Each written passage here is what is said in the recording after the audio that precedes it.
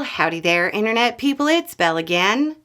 So today, we're going to talk about Republicans adding to the debt to cut spending. Yeah, that sentence doesn't make any sense, right?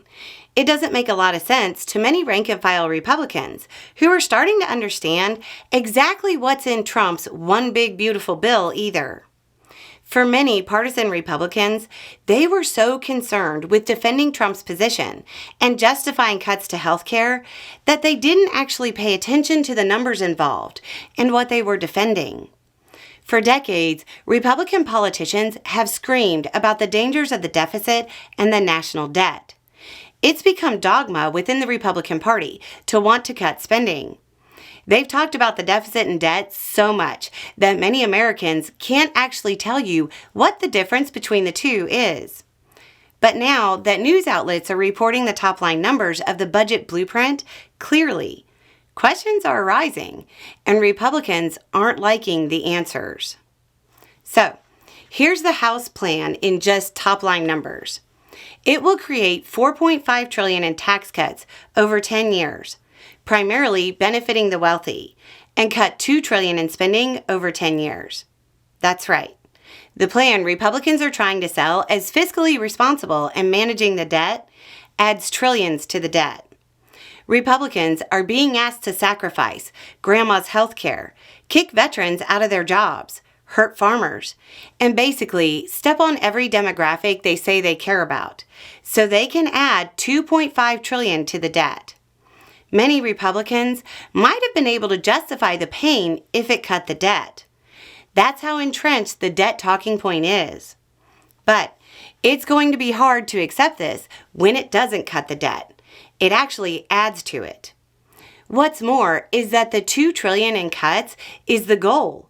The expectation is that they only get 1.5. So the budget slashing plan adds $3 trillion to the debt.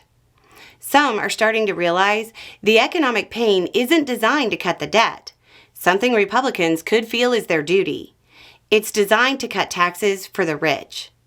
Giving up grandma's health care, kicking veterans while they're down, hurting blue-collar workers, all so the boss can buy another boat.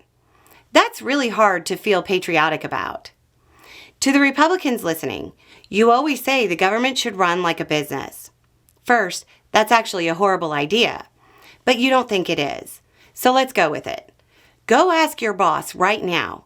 Go ask every successful business person you know a simple question. If your company is in debt and the problem could be solved by increasing revenue or reducing overhead, which would you choose? They will all choose increased revenue. And if they don't, they're probably not as successful as you think. Guess who handles U.S. revenue?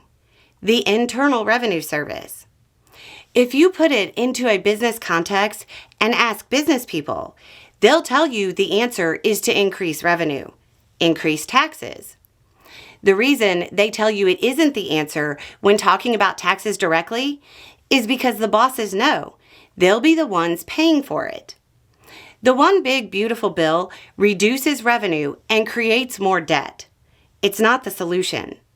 If you want to make it a business comparison, you're cutting your health benefits so your boss can put more in their pocket and not actually pay off the debt.